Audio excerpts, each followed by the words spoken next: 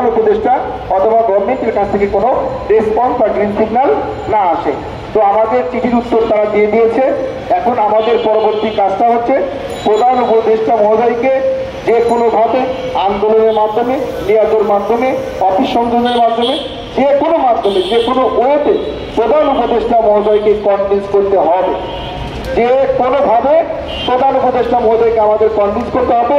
এখানকার কাজ আপাতত আমাদের শেষ, কারণ এখানে কাজটা ছিল আমরা বসে থাকবো আমাদের উপস্থিতিতে, আমাদের প্রেজেন্টে তারা যেন খুব দ্রুত চিঠিটা ফিডব্যাক দিয়ে দেয়। ক্লিয়ার?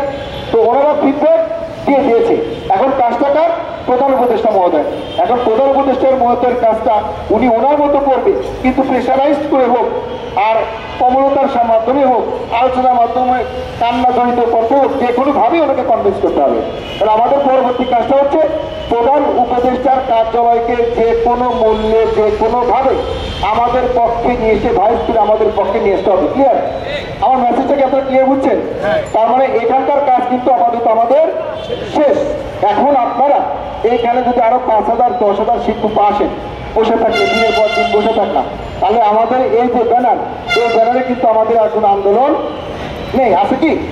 আমাদের ব্যানারটা ছিল কি, যে টপিকের উপরে ওই চিঠি দ্রুত বাস্তবায়ন, তো বাস্তবায়ন করে দিচ্ছে। সেটা আমি যদি বলি হয় নাই, ডিজিএফআই বলবো যে তুই তো আমার সামনেই ছিলি।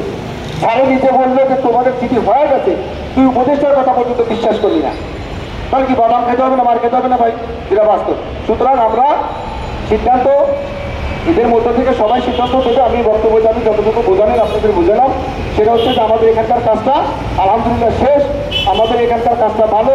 এখন পরবর্তী স্টেপটা হচ্ছে আরো 3 গুণ শক্তি নিয়ে হলেও আন্তর্জাতিক আমরা আলোচনার জন্য চেষ্টা করবো। আমি নিজে আজকে সাব্বির স্যারকে ফোন দেবো, প্রধান উপদেষ্টা মহোদয়ের একান্ত সহকারী সচিব, তার অত্যন্ত আন্তরিকতার কারণেই দীর্ঘ 13 বছর পর আমরা আমাদের পক্ষে একটা চিঠি মন্ত্রণালয় তৈরি করতে পেরেছিলাম। তো ওই লোকের মাধ্যমেই আমরা আবারও বিশ্বাস করি, ওনার মাধ্যমেই, ওনার আন্তরিকতার মাধ্যমেই আমরা আরো ভালো কিছু বের করতে পারবো ইনশাল্লাহ। আর ওনাকে কনভিন্স করার জন্য যে কোনো পন্থা অবলম্বন করতে হয়, সেটা আমি তো বললাম আগে নিয়ে আসো, আলোচনা না হলে পেশা। ক্লিয়ার? 3টে 4টে যতগুলো ওয়ে আছে, প্রত্যেকটা ওয়েতে আমরা লবি করে যাব, সর্বোচ্চ চেষ্টা করে যাব, যে ওয়েতে আমরা কাজ করতে পারি সেটা করব। তবে আপনাদের আমি আবারও বলি, কেউ ভুল বুঝবেন না, আপনাকে বুঝতে হবে যে এর পরবর্তী স্টেপের কাজটা কি। পরবর্তী স্টেপের যে কাজটা, সেই কাজটা প্রধান উপদেষ্টাকে কনভিন্স করা, ওনাকে কনভিন্স করার যে কোনো ওয়ে আমরা অবলম্বন করব।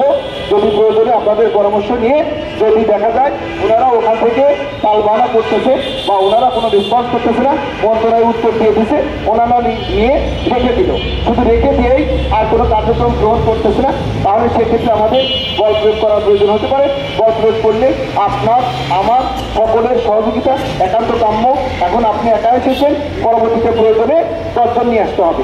এই ওয়াদা আপনাদের করতে হবে, আপনাদেরকে ওয়াদা করতে হবে যে আপনারা যে যখন ডাকবেন, আমরা একজন আজকে আসছি, তখন প্রয়োজনে 10 জন আসবো। কারণ এখন মন্ত্রণালয়ের কাজটা শেষ, এখন যে জায়গায় কাজ সে কাজটা আরো বড় উঁচু জায়গা। উঁচু জায়গা না, এতদিন ছোট একটা আম গাছ ছিল, ছোট আম গাছে ছোট কলা দিয়ে আম পাড়া যায়, কিন্তু গাছ যখন বড় হওয়া যায় সেখানে ভিত ছুটতে গেলে শক্তিরও বেশি প্রয়োজন।